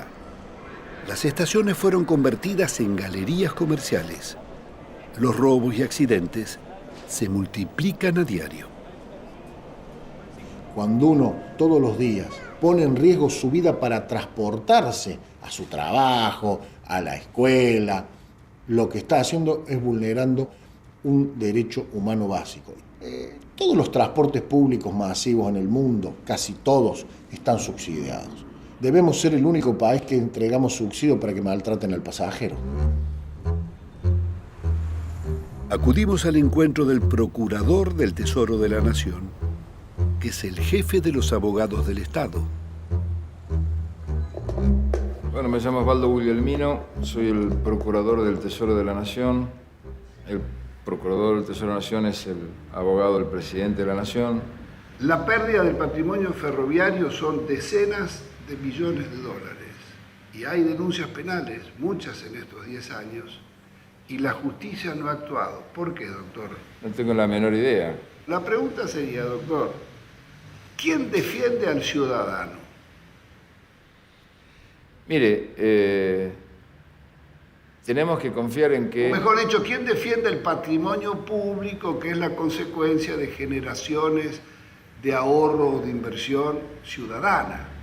Y bueno, en este caso tiene que haber un control y una sanción eficaz a quienes hayan propiciado este latrocinio que usted me está describiendo. Los talleres ferroviarios fueron saqueados, doctor. Es horrible esto que me está contando. Y muchos de los vagones del Belgrano Carga han aparecido en los países limítrofes. Hay denuncias de todo esto. Y... Es lo que... Pero se está transformando en un diálogo entre dos personas de la calle, porque como yo no tuve... usted está más anoticiado que yo de esto. Lo que usted me cuenta es tremendo, ¿no? Yo espero no producir ninguna desazón en el que vea esta filmación a un funcionario con rango de ministro nacional como yo, que se esté asombrando de... Lo que pasa es que lo de los rieles yo no lo sabía, por ejemplo, ¿no? Ante tanto despojo, quisimos saber si había procesados. Visitamos la Fiscalía Nacional de Investigaciones Administrativas y conversamos con el fiscal Manuel Garrido. La función que tiene la Fiscalía es investigar y perseguir los delitos cometidos por los funcionarios públicos, particularmente apuntando a lo que tenga que ver con la corrupción. Digamos, hay una cadena de órganos de control. ¿Hay algún funcionario responsable o condenado por no haber cumplido con sus obligaciones? Responsables hay muchos, condenados ninguno. ¿Cómo es posible que el máximo responsable de esta suerte de desguace, saqueo, que es Carlos Saúl Menem, no se lo haya podido todavía condenar? Y es senador de la Nación. Mire, yo he promovido muchas causas contra el actual senador Menem.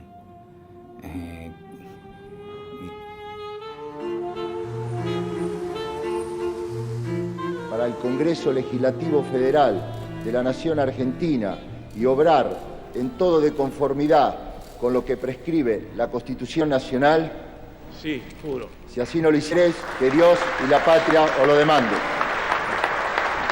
Procesado por contrabando de armas a Ecuador y Croacia. Asociación ilícita y voladura de la fábrica militar de Río Tercero. Sobreprecio en obras públicas. Ocultamiento de cuentas corrientes en el exterior. Vaciamiento del sistema ferroviario. Fraude en la venta de acciones de YPF y Entel. Operaciones de contrabando.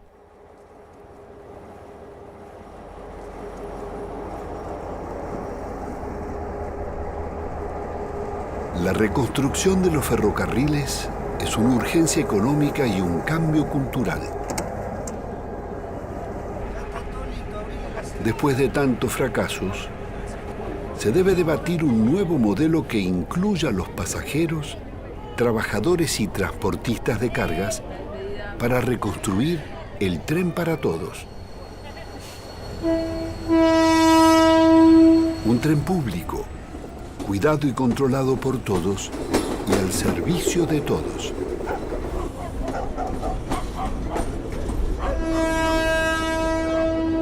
Pero más allá de todo esto, el tren no solamente cumple una función social a nivel de personas que viajan, gente que viaja, se traslada de un lado al otro, sino una función social para las pequeñas economías.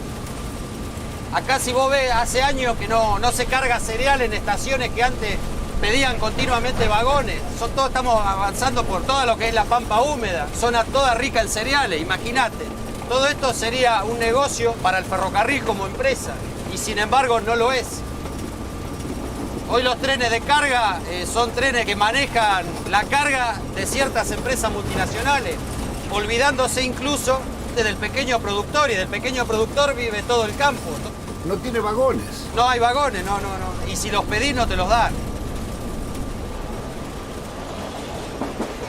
Tenemos que tener el 80% de la carga transportada por ferrocarril y el 20% por camión, no al revés como es ahora. Con este plan recuperás 32 millones de toneladas de carga y 12 millones de pasajeros interurbanos. 200, mirá, por Moyano. Pero las cosas son así, no es que yo quiera que sean, son así. Acá hace falta recuperar al ferrocarril, Es decir, yo anduve en estas vías a 120 kilómetros por hora.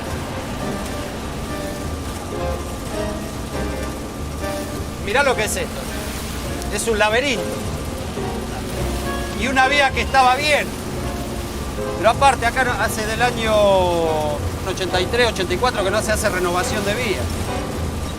Es una patriada lo que nos estamos jugando. Nosotros no creemos, por ejemplo, en el tren bala. Porque teóricamente está demostrado que es un tren que no sirve socialmente. Es un tren de turistas.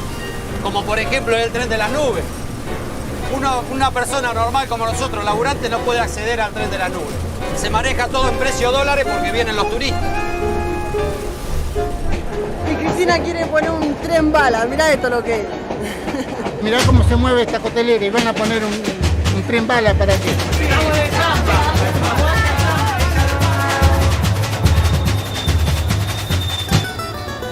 Alô, nação corintiana, vamos sonhar bem alto. Meu sonho já virou realidade. Eu plantei felicidade nesse chão. Que lindo, 5 deusas encantadas nessa terra abençoada. Eu tenho orgulho de ser gavião. Amor, eu vim te conhecer. Muito prazer. Para financiar el tren bala, que solo servirá a las capas pudientes de Buenos Aires, Rosario y Córdoba, el gobierno endeuda al país por 30 años.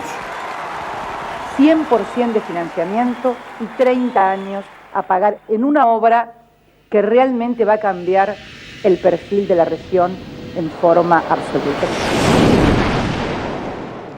Con la mitad de lo que costará la obra, se pueden reconstruir a nuevo los ferrocarriles interurbanos de las provincias del país, con 7.000 kilómetros de vías para trenes de pasajeros y 11.000 kilómetros para los cargueros.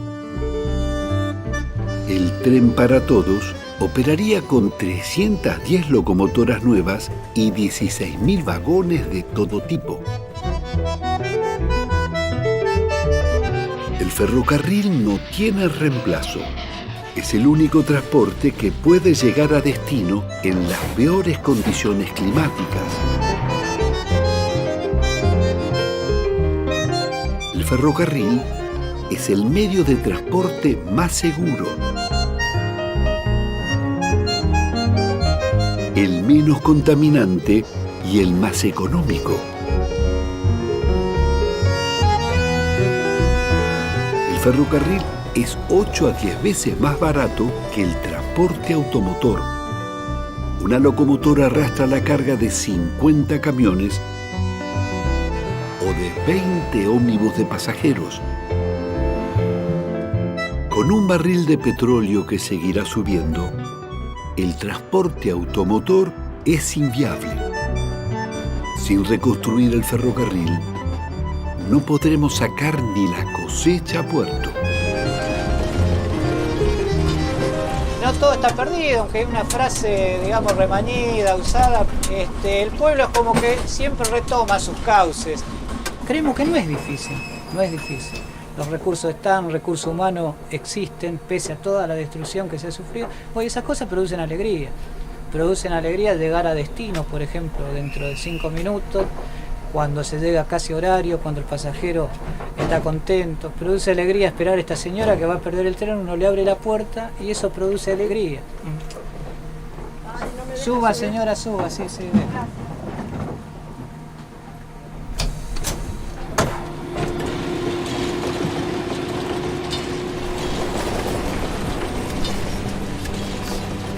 El viento me confió cosas que siempre llevo conmigo. Me dijo que recordaba un barrilete de 3 niños, que el sauce estaba muy débil, que en realidad él no quiso, que fue uno de esos días que todo es un estropicio. Me dijo que los pichones a veces de apresurados caen al suelo indefensos y él no consigue. Pero qué lindo está quedando esto. Está quedando muy lindo porque la hemos arreglado. Esto estaba en estado de abandono. Queremos recuperar la estación, queremos que vuelva el tren nuevamente. Eso es lo que pide el pueblo de Patricio. Venga, don Pino. Acá tenemos la oficina del jefe.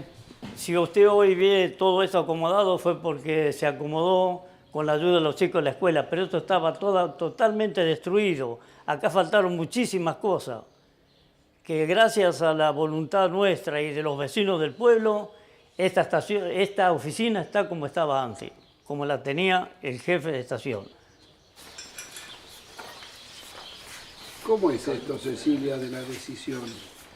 Y la decisión es un poco resistirse a la idea de que nos teníamos que ir, que el pueblo tenía que desaparecer, que los jóvenes nos teníamos que ir a la gran ciudad a trabajar o a lo que fuera, o sea, contagiar a los demás de que la idea de poder quedarse en el pueblo era posible, de que uno puede elegir dónde vivir, que yo nací acá, crecí acá, quiero que mi hijo nazca acá y crezca acá y tenga todas las posibilidades que tuve yo de vivir en un pueblo tranquilo y no en una ciudad. Y bueno, resistirnos a eso, a la desaparición que nos estaban condenando, que empezó porque ya en los mapas casi ni figuramos, porque nos hemos achicado mucho, porque de 6.000 habitantes que éramos, quedamos 600, entonces bueno, eso hace todo que nos achiquemos tanto y bueno, tomamos la decisión de quedarnos.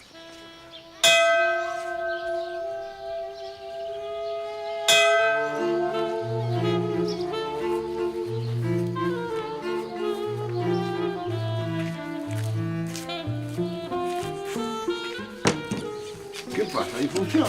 Y acá estamos, como siempre. Esta noche tenemos función, una más. Ya empezamos jugando y ya tenemos más de 150. 150 funciones. Lo hacemos acá en Patricio, lo hacemos en los pueblos de los alrededores, donde nos invitan, porque todo el pueblo que ha perdido el tren se ve identificado en esta obra. ¿De dónde es la obra? La obra es de Patricio, ha sido hecha por todos los vecinos, con los recuerdos, las cartas, las fotografías. Y ahí en la obra está eso, la esperanza, el espíritu de resistencia. La idea es que vuelva el tren.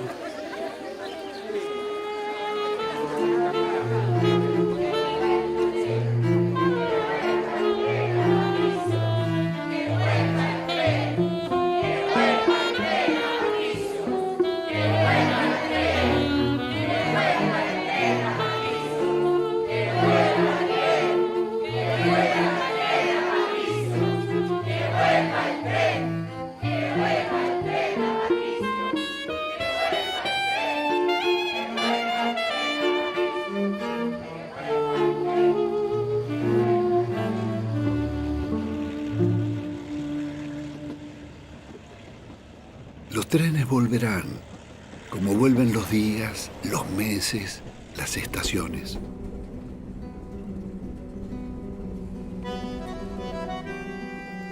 Los trenes volverán para seguir uniendo pueblos, regiones y ciudades. Los trenes volverán como van y vuelven los pasajeros, las cargas y mensajes. Los trenes volverán con la misma regularidad de los que trabajan, los que estudian, los que viajan.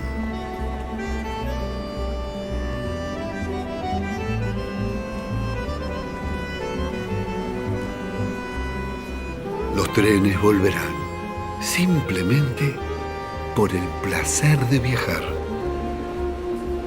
Como el agua, la luz o el amor, no es posible vivir sin ellos.